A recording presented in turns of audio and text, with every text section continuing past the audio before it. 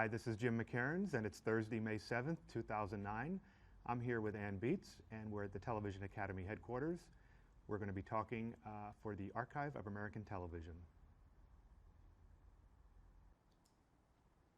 First, we'd like to take about 10 minutes to talk to you about your early years, get some information about the growing up years and influences.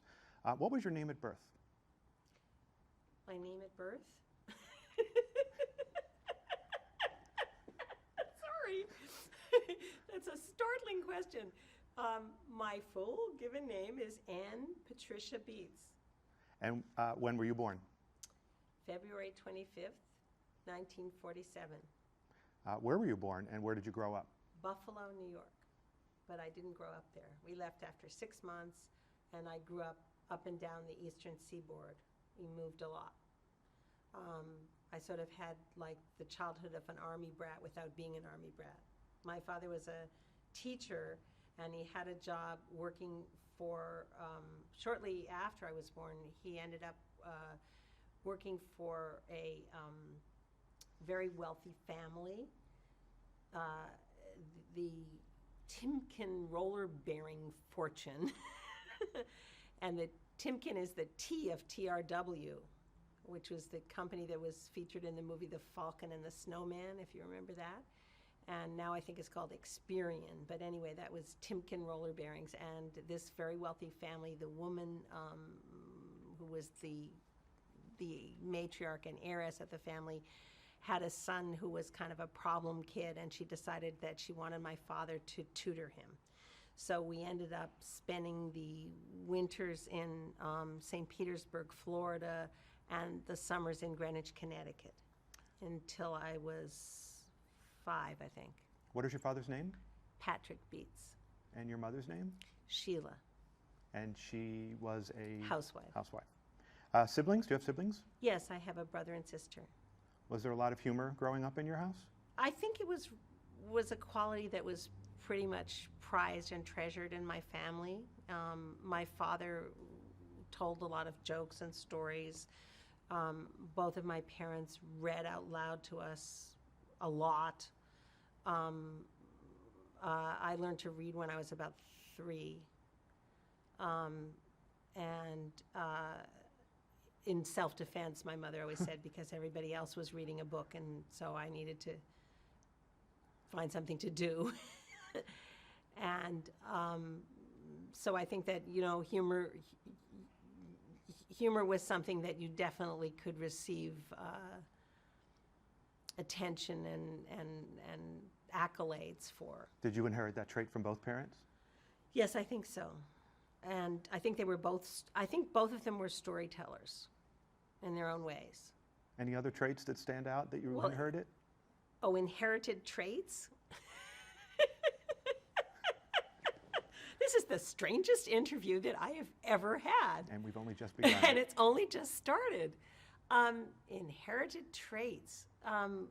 Well, I have very poor eyesight, which I have to think is an inherited trait, something that my parents failed to acknowledge until I was in 3rd grade, since perfectionism is probably another inherited trait. And I don't think they wanted to acknowledge that any child of theirs was, you know, less than perfect in any way. And so the fact that, you know, I couldn't see anything didn't kind of hit them. You know, I kind of just thought that those, you know, I didn't realize that you could see leaves distinctly on trees. It was just kind of a big green mass to me. Were either of them writers in their own ways? My father was something of a would-be writer. And my mother, you know, my mother actually wrote and had some poetry published in women's magazines. So I think both of them regarded the job of writer as something that they would have liked to have been and considered to be significant. They were kind of, I mean, they were very unique, iconoclastic, individualistic people who were sort of, I mean, they weren't hippies, but they were sort of beatniks in a way. My mother was more like that than my father, but they were. Do you have memories of what you wanted to be when you were little? I wanted to be an Indian, And why was that? an American Indian. I just thought it would have been really cool to be an Indian. And when people used to say to me, in what I consider to be a highly patronizing fashion, they would say, "And what do you want to be when you grow up, little girl?" And I would go, "An Indian." That shut them up. You mentioned reading when you were 3. What other activity, you read a lot, what other activities as a child do you remember doing? Well, I think that was a wonderful time because you could basically just go out and be out, and nobody questioned you, followed you, checked on your whereabouts. And I climbed a lot of trees, often with a book, combining tree climbing and reading. And I rambled and wandered around in the countryside in Connecticut when we were there in the summertime. We used to usually have houses that had some property with them, or, at one time that I remember, one house that we lived in was actually on a large estate. And so I used to kind of roam the estate. Do you recall much television when you were young, what you watched? No television. We didn't have a television. We didn't have any television until until we moved to Millbrook, New York. My father, after a year of teaching in Palm Beach, which is where he went after his other job ended abruptly because the woman who had hired him had a heart attack and died. We then went to Palm Beach, and he taught in the Palm Beach private school for a year, and I went to initially first grade there, and then I ended up not being in first grade, but helping the kindergarten teacher because everyone in first grade was going like see Spot Run, and I could already read, so it was extremely boring for me, and they decided that they would just skip first grade in a way, and I could help the kindergarten teacher, which I think was a terrible a terrible character deforming choice on my parents' part, but that's what happened. It's made me a very bad follower. So then after that, my father decided that he really couldn't raise a family on a private school teacher's income, and he quit teaching and got a job with IBM in the education department of IBM. Because in those days when people had computers, it was an entire room full of computers, and businesses would get a computer expert who would come and teach them how to use these computers and stay with the business for like 6 months doing this. And so my father was in charge of teaching those people how to teach. He was teaching the teachers to teach in a way.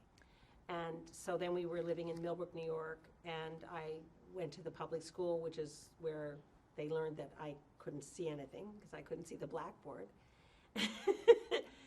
And because I'd been faking it, people would go, "Look at that bird over there," and I'd go, "Yes." But at that point, that was a little bit of a rude awakening for me, I have to say. It was because I kind of was jolted out of my fantasy world. Well, at what age did television come into your life? And that's when we got television. So I was about seven or 8. Did you think prior to that you might have been missing something? Did people talk about television? No, well, I'd seen television because people that lived next door to us had television, and they had, the Mickey Mouse Club and stuff. And the only thing I really liked on television was the Chiquita banana commercial. That was it. Yeah, that was my favorite thing. So once television came to the home, you don't remember having favorite shows? Well, then when it did come to the home, we could only get one channel. And there were certain shows that I did watch at that time. Then I started watching shows after school, and I watched Queen for a Day, and I watched some of those various quiz shows, And then I remember my father and I watched, you know, like those major quiz shows, the quiz shows of the quiz show scandals. We watched together. And, you know, my father would try to answer the questions ahead of the people in the show and things like that. But it wasn't like, you know, it was funny because when I wound up at Saturday Night Live, a lot of the people who worked there were kind of TV babies, and they had all these TV show references that I didn't have because I hadn't really grown up with TV in that way. But I did watch Father Knows Best, I did, yes. And the Loretta Young show. And you liked them? Yeah, I liked them. They weren't like, I wasn't passionate about television in any way, shape, or form. How about high school? What high school did you attend, and were you involved in activities there? Yes. I was everything. I was the Muffy Tepperman of Somers Central High. I was, you know, I was student council secretary. I worked on the yearbook. I was in the drama club. You know, you name it. I did it. Future Teachers of America, God knows, anything to get out of study hall. And what was the high school again? It was in Somers, New York. And then because we moved, my father was transferred to White Plains from Poughkeepsie with IBM, and so we moved closer to White Plains. So we moved closer to New York City. So we moved to Somers, which is a small town. It's in Westchester County, and it's on the train line to New York. And then you ended up in McGill for college. Because my parents split up, and my mother went back to her hometown, Montreal. And your major at McGill? English. Completely useless, by the way, unless you wanted to go on to graduate school and get your degree and then become an English professor. And you took it because? There wasn't really anything else I could take. And I was 15, so, because I had skipped a bunch of grades. So I was 15 when I started college in 1962. And I didn't really want to go to college, but I didn't really have much of a choice because I was too young to get married or join the army. So, so I ended up in college. Was there a sense? So I took English by default. In 1962, was there a sense at all of feminism brewing? Were you aware of that on campus? No. That came later? No, it was in Canada. You know, my friend Sean Kelly used to have a joke, "You are now arriving in Canada, set your watches back 10 years." So, you know, we were in Montreal, Canada. There was certainly no such thing as feminism. I was at a college where the women who lived in the residence at the college were required to wear skirts unless the temperature dropped below freezing. And even then, there were no jeans allowed. So it was kind of like, you know, the way people who owned Volkswagens back in the day used to honk at each other. Well, people who wore jeans on campus used to kind of give each other a kind of secret salute or whatever because nobody did. No, but there was definitely, you know, I think there were stirrings of activism. You saw that?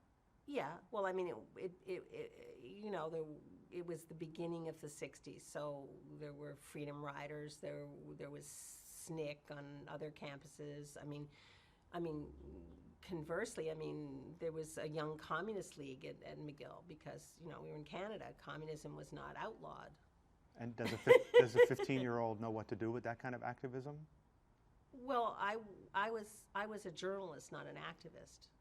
I spent most of my time in college working on the McGill Daily newspaper, and you know, plus doing some theatrical stuff, being in the drama club and being in plays and things like that. But so I was more like watching from the sidelines than I was, you know, going out and painting posters or something. Out of college, what was your first job? Well, I actually started working when I was in college. My first job ever was for the Aluminum Company of Canada, and or aluminium, as they say it there. And it was a job that my mother got me in the summer because she was dating one of the vice presidents. And I had the job of writing about aluminum extrusions, which I don't know if you know, but aluminum is extruded. They put it under pressure through long pieces of pipe, and then it comes out in various shapes. And then those shapes are cut up to different lengths, and then they're used for different applications, as they say. And my job basically was to find out what the properties of these different types of aluminum extrusion were, and then write brochures about them. So basically for the salesman, so who knew nothing about it. So basically I was sort of the intermediary between the engineers and the salesman. So I had to interview the engineers and translate things from engineer into English so that the salesman would be able to know what they were selling.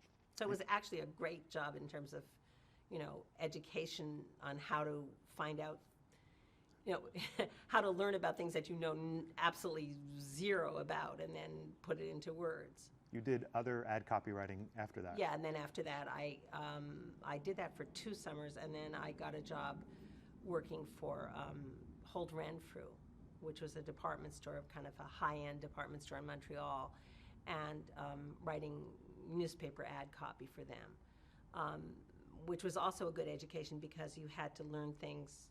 So this is a completely outdated skill now, but you had to know that like an M took up more space than a T in a headline because you had like 2-column ads, and you had to figure out what the headline was that would fit in this space and still, have some sort of pizzazz to sell hats or whatever it was. And so I only did that for a short while, and then I went to Toronto and I got a job in advertising because my boyfriend had moved to Toronto where he was the entertainment editor of the Globe and Mail. So I wanted to be with him. So I went to Toronto and I got a job as a copywriter. What kind of copy? Jell-O pudding and pie filling. That was one of my accounts. And that's how I got the job, actually. Now, all through this period, I barely watched television. I mean, I watched television in high school some, mostly while doing my homework and talking on the phone. And then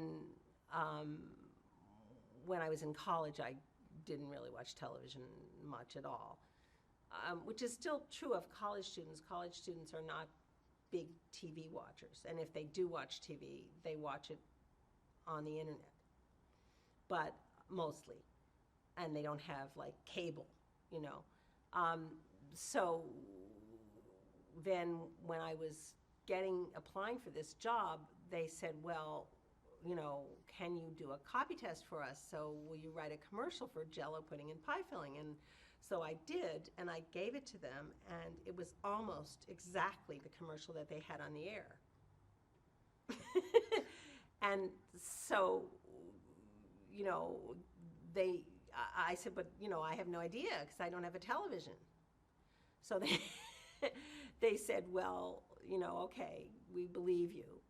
I mean, they must have thought I was either very, very stupid or very, very smart. I mean, one way or the other.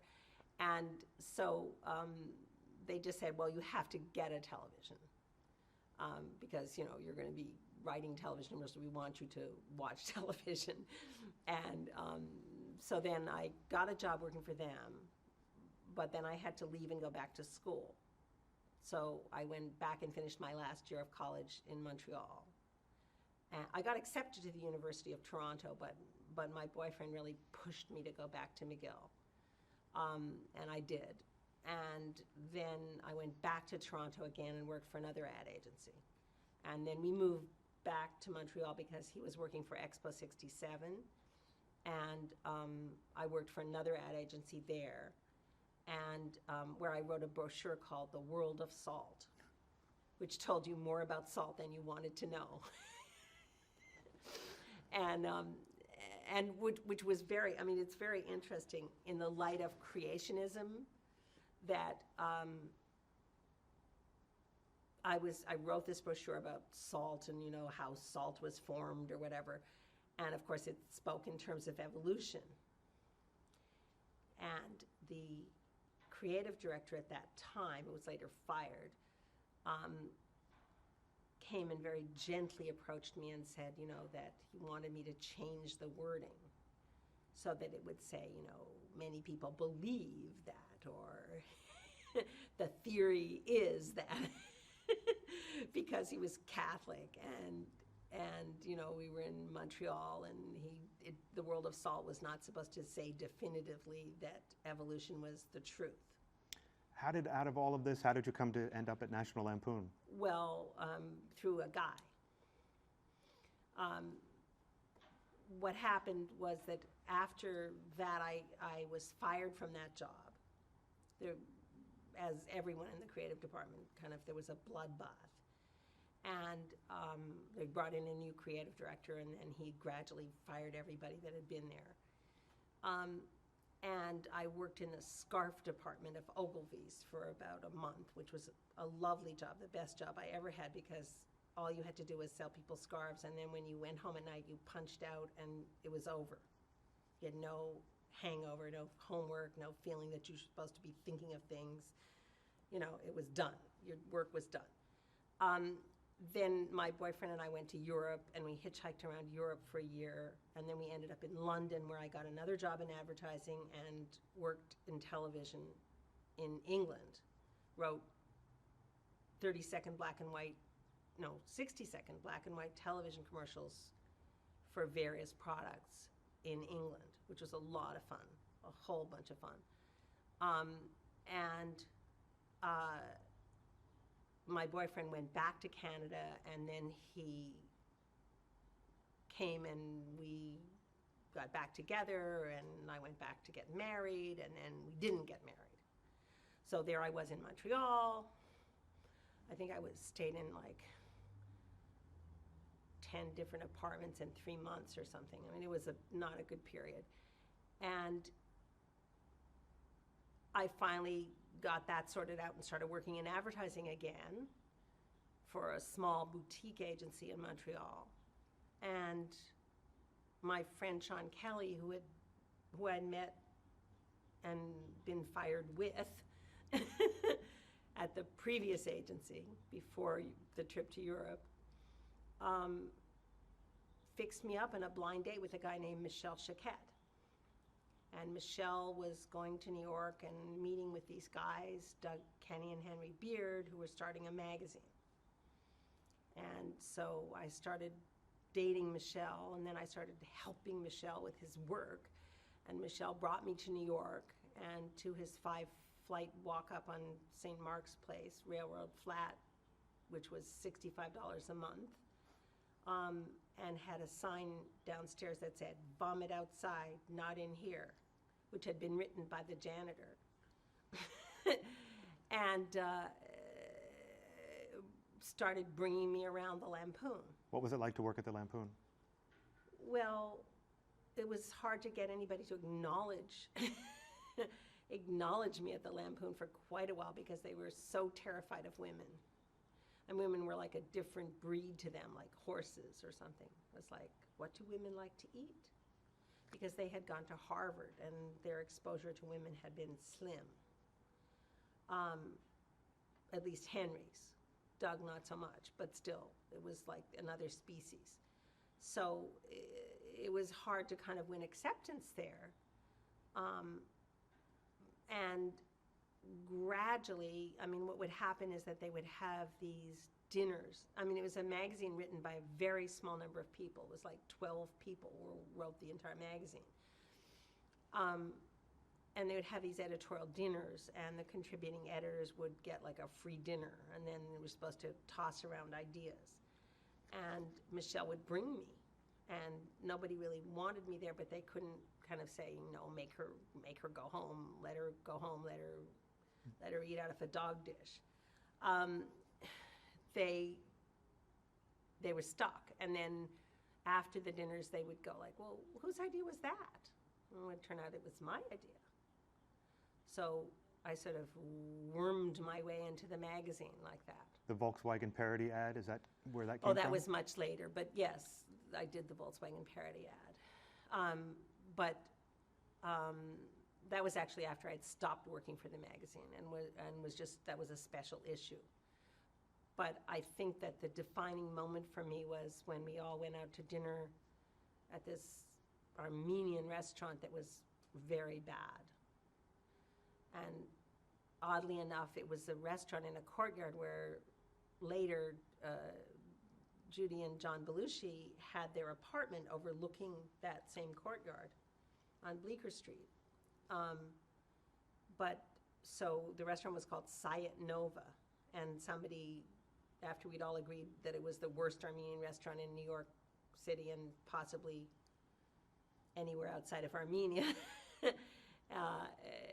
somebody said, well, what does it mean? What do you think it means, Sayat Nova? And I said, hello, sucker. And people were like, what? It was like the table spoke. And I thought, I could do this. And you became editor after a while. Well, no, I didn't become editor. I became a contributing editor. I was never on salary. I was never like a paid employee of the National Lampoon. I had to go and beg Matty Simmons for money. Oh. Whereupon he once said to me, what do you need money for? I just gave your boyfriend $1,000. Yes, it was funny. The Lampoon, the bookkeeper was always in the hospital with a broken arm or whatever. You could never get people to sign checks. Talk about Lemons. How did that come to pass? Lemmings? Lemmings? Lemons? No, Lemmings. Lemmings. Well, I actually didn't have anything to do with Lemmings, although I'm happy to take credit for it now. And any residuals or checks or money that people would like to give me for Lemmings, I will accept. But no, I actually wrote nothing in Lemmings. How did you come to meet Michael O'Donoghue Well, then? that was why I wrote nothing in Lemmings, because what happened is I sort of changed boyfriends in mid-magazine from Michelle to Michael. And then Michael and I were living together, and Tony Hendra and Sean Kelly were doing Lemmings. And Michael had a sort of sworn vendetta against both of them. So it was kind of an awkward situation. And I did, early in the stages of Lemmings, write some material which was under consideration, but which they didn't use. And probably just as well, because really the delight and joy of Lemmings was the Sean Kelly rock and roll parodies. Belushi doing Joe Cocker and all of that was really the genius of Lemmings. And there was other stuff, but it was a nexus of comedy and rock and roll that hadn't, there was no Weird Al Yankovic in those days. So, this had not happened. The rock and roll generation had not made fun of rock and roll.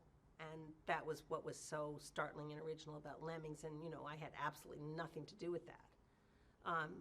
But, as I said, I will happily take the credit. And they did invite me to the 25th anniversary celebration of it or something, and I gladly went. But I watched Chris Farley do a very distressing John Belushi impression. How did you end up writing for becoming Saturday Night? Saturday Night? Well, so what happened after that was, and I always say very freely when people say, how did you get into comedy? I say the same way that Catherine the Great got into politics, on my back. Because I knew, I was dating Michelle, that I was dating Michael. And it wasn't like some Machiavellian scheme on my part. I didn't go like, well, if I sleep with this guy, then I'll be able to get on this magazine and then da-da-da. But it was just that I was attracted to people who were doing things that I wanted to do. And that was pretty much the route by which girls got involved in those enterprises in those days. And you met Lorne Michaels and he hired you? And I met Lorne Michaels and he hired me. But before that, there was a horrendous year where Michael and I were starving in a luxury apartment, complete with chandeliers in the Village, because Michael quit the Lampoon First of all, I kind of quit the Lampoon because I was just having a hard time getting my stuff in the magazine. I felt like I wasn't getting respect and whatever, and I persuaded Henry Beard to have lunch with me, and he said to me, I just don't think chicks are funny. So I should have just punched him right in the nose, but instead I cried and I lost a contact lens in my soup, and I never wrote anything for the magazine again. With one exception, which was that for the self-indulgence issue, I wrote a piece called Little Beatsy, which was a version of my experience at the magazine with myself as little Lulu trying to get into the boys' clubhouse. How was Saturday Night described to you and Michael, in as much as it was a new form? Well, it wasn't really described. What happened was that after this experience of working on the radio hour, the National Lampoon Radio Hour, which I notice you just jumped over, which is what I did after I stopped working for the magazine, was write for the radio hour. And also Michael was doing a special issue, the National Lampoon Encyclopedia of Humor. And since I was, living with Michael, it wasn't too difficult to get my material into that. And so I did have the Volkswagen ad in that, and I also had something that Michael and I endlessly argued about, which was a bumper sticker which said, I speed up to run down animals. And and I was just really wanting it to say, I speed up to run down little animals, and we argued about that little forever. And I think it appeared without the little, and then Michael once later turned to me and said, you were right. Which is a big victory, because Michael never acknowledged that he could possibly be wrong in any way about humor. So I was doing that, and then Michael quit the radio hour very dramatically on Easter Sunday. It should have been Good Friday, but it was Easter Sunday.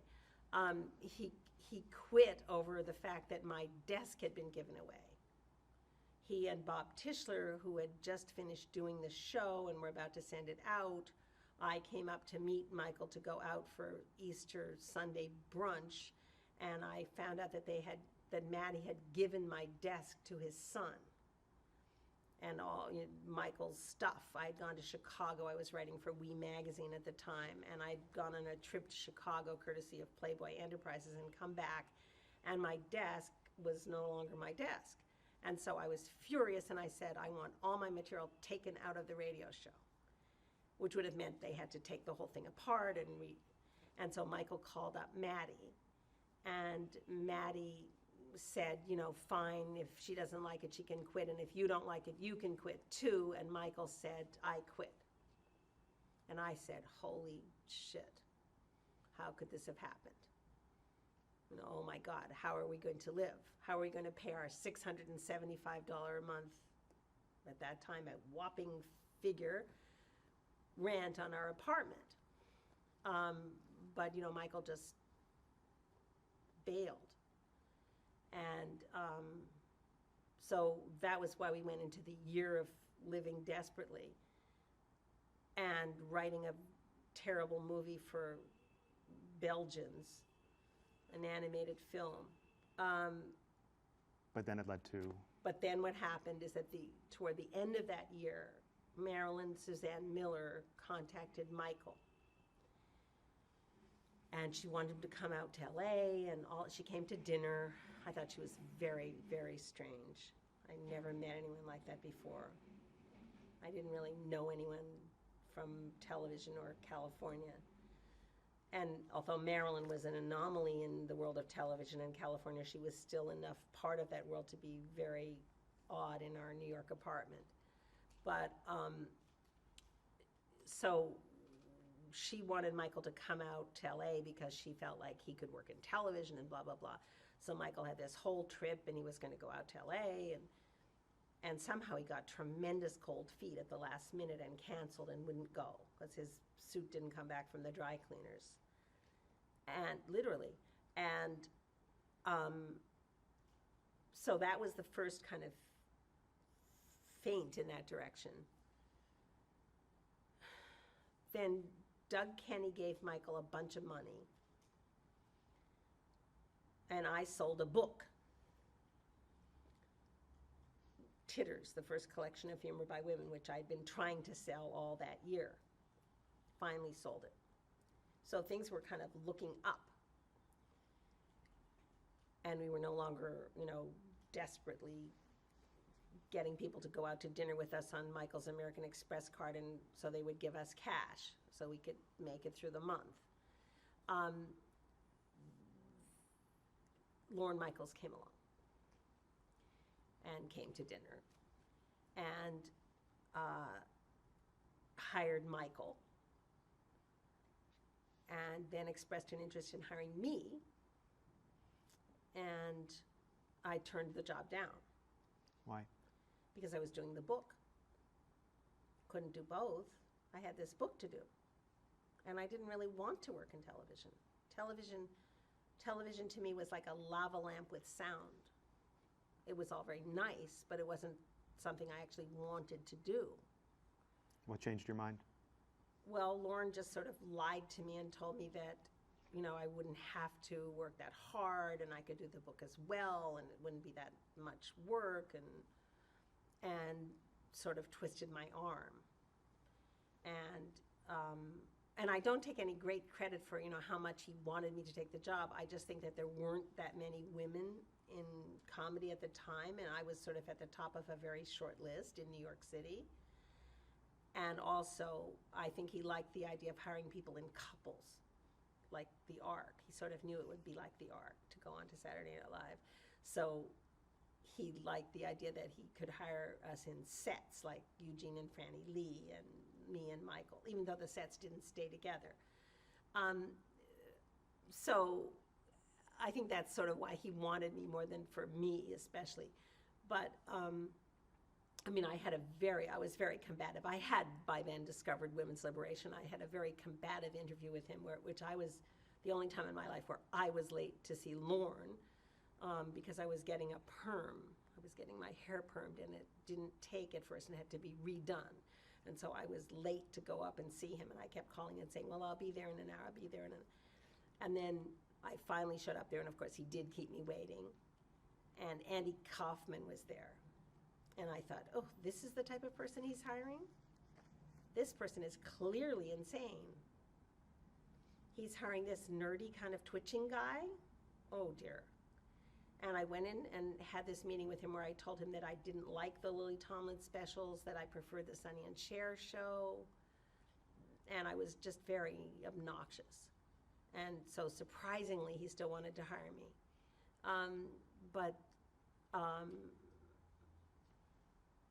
I think that, he persuaded me by basically lying. And then also a friend of mine who was the person who had actually been very instrumental in selling the book, Titters, a woman named Penny Stallings, said, this is an offer you can't refuse, and you have to take this job, and if you don't take it, you'll regret it, which she was quite right, that I would have regretted it. You will regret it for the rest of your life, and blah, blah. And, so between the two of them, I kind of decided that I had to take the job. How did the show become developed between the writers and Lorne? What was that process like? Well, it was an unusual show in that the writers were hired first. There was no talent attached to the show, which is very unusual, as you probably know. And also that there was this huge sort of pre-production period, because we started right after, it was 1975, we started right after the July 4th weekend. We went up to 30 Rock, we had offices, we started. And we didn't have auditions until we started probably having auditions in like August or something.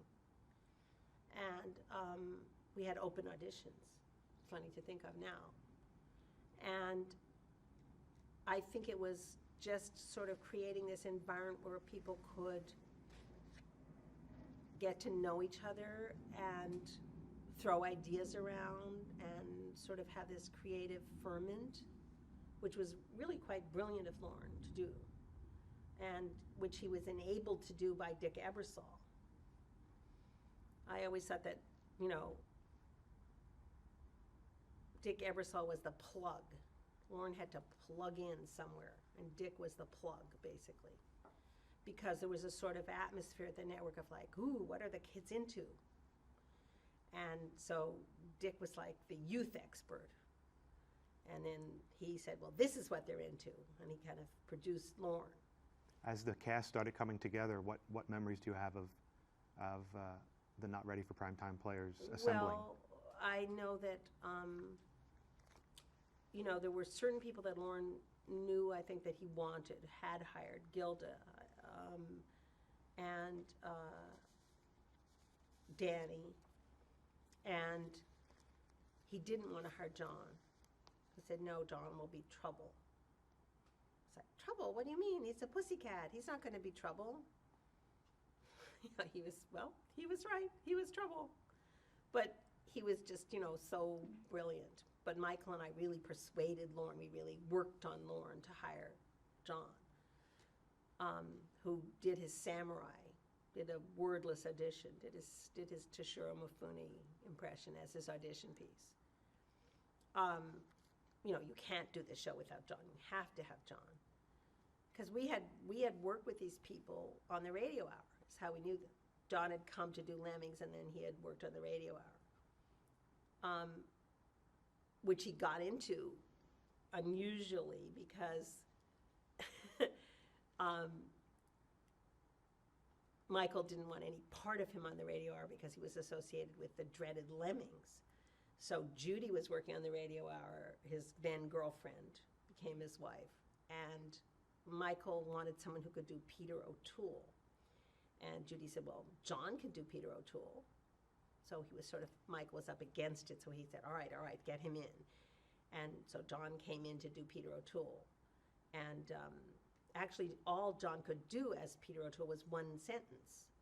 He could do one sentence as Peter O'Toole. I would like 2 large glasses of lemonade.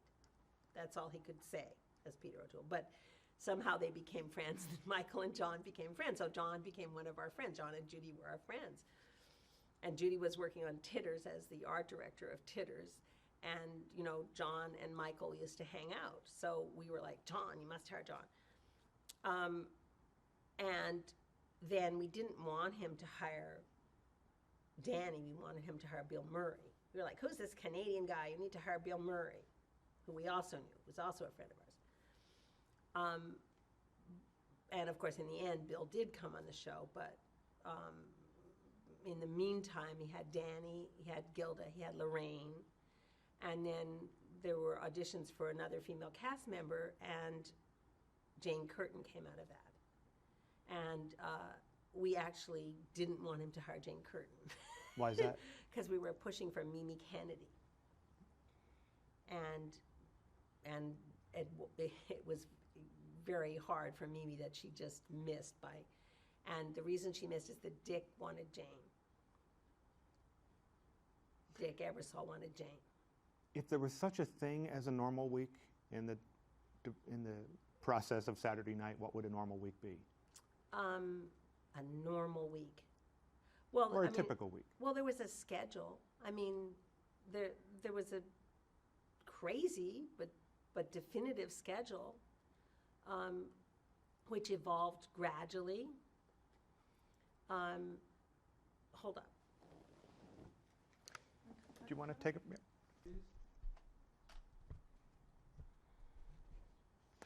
So we're talking about what could be a typical week in the production of the show, and well, I think the schedule sort of evolved, and I recently was on a panel with some people who work on the show now, and strangely enough, it's just as crazy. It still hasn't really changed. And Jason Sudeikis was on the panel with me, and someone asked a question from the audience and said, well, you know, why was the schedule like that? And Jason said, please say cocaine, please say cocaine. And I said, cocaine. And he said, thank you, thank you.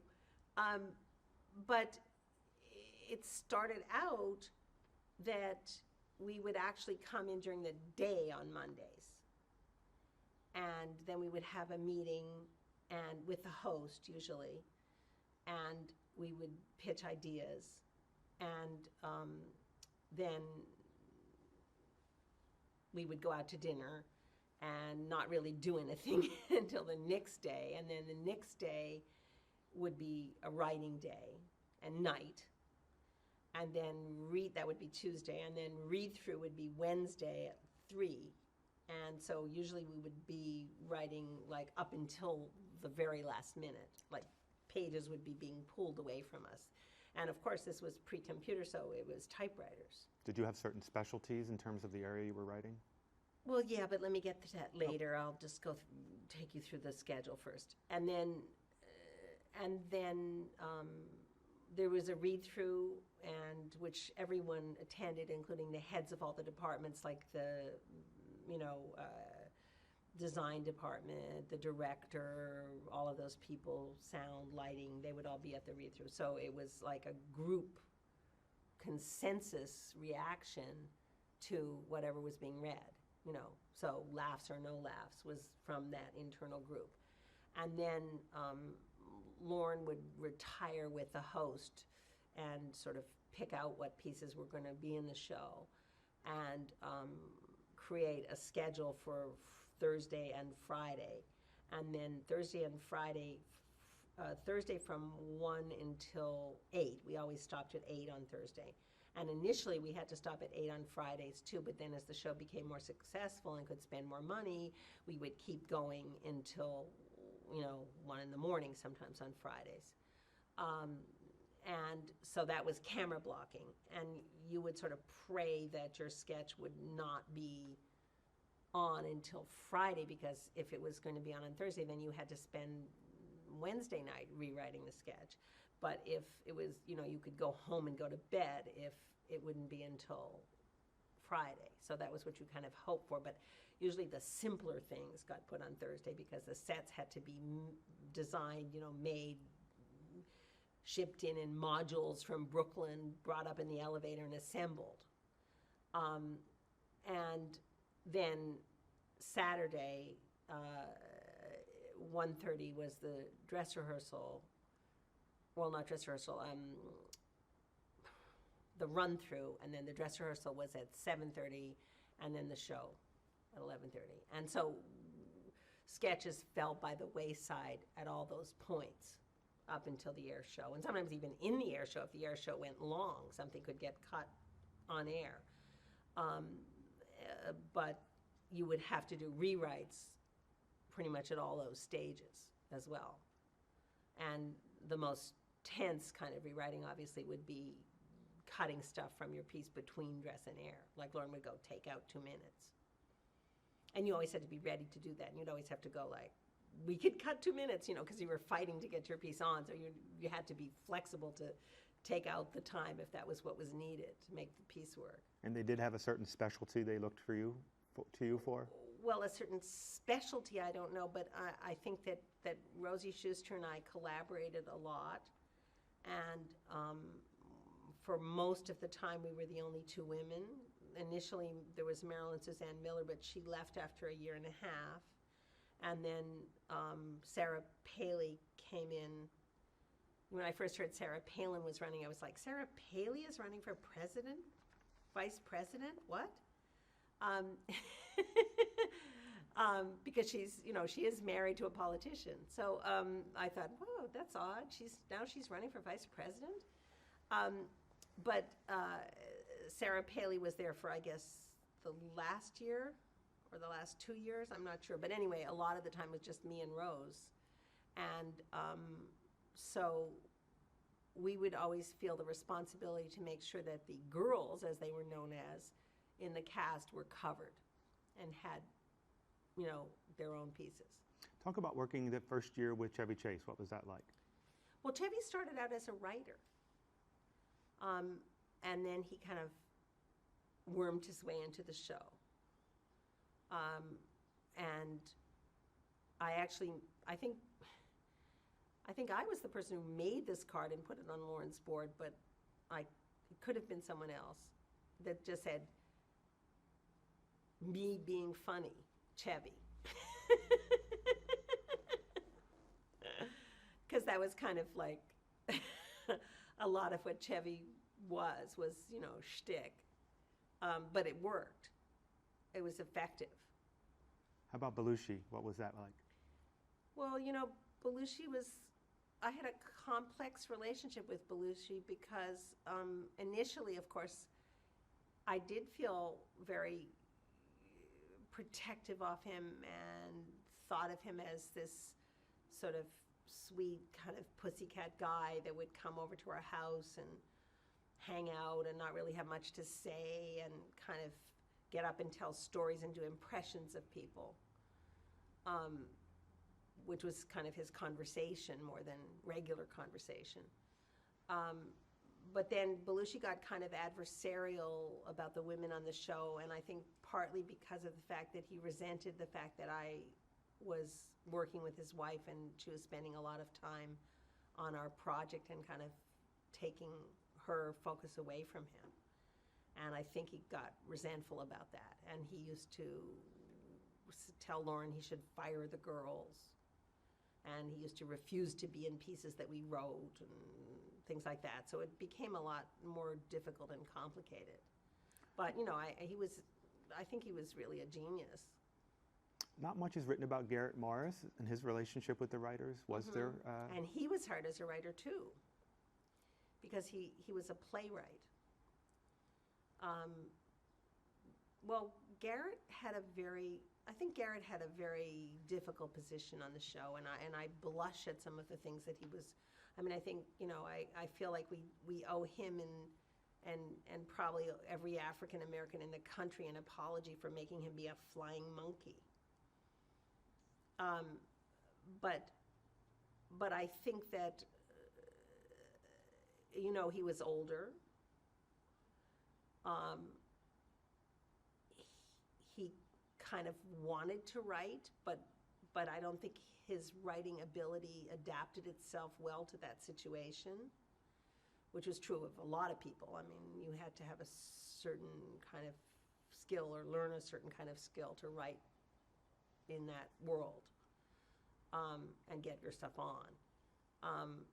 And he was, you know, kind of isolated. So I think he had a very tough situation. And when I think of some of the stuff that he did, it's pretty amazing. I mean, that he would sing opera on live television. I mean, that's like so amazing that he could do that, you know. Even if we did run a comedy crawl over it, which said that we had to let him do it because he had a knife. But, you know, I was always saying to Lauren, couldn't you hire a black woman, you know? Couldn't you get a black woman on the show so that then we could, like, do something more with Garrett? But that was always, like, Lauren, we would always dread that 3 a.m. visit from Lauren where he would come around and go, what have you got for the girls? And we would go, well, we have this, and then and then he'd go, can you put Garrett in it? And we'd be like, no, it's about nuns. Can't be in it. No, it's set in a women's prison. No, there's no part for Garrett. Go away. How about Gilda? Did you see what the audience came to see, which was a certain magic in her? Well, I think Gilda was one of those performers that had she sort of had this love me, love me, love me quality, which might not speak too well for her psychological adjustment, but I think it was very compelling. And I think that Judy Garland had that same quality. I think it was something that people really responded to, and you could definitely see that. And you could always see that in her from the moment you would see her on stage.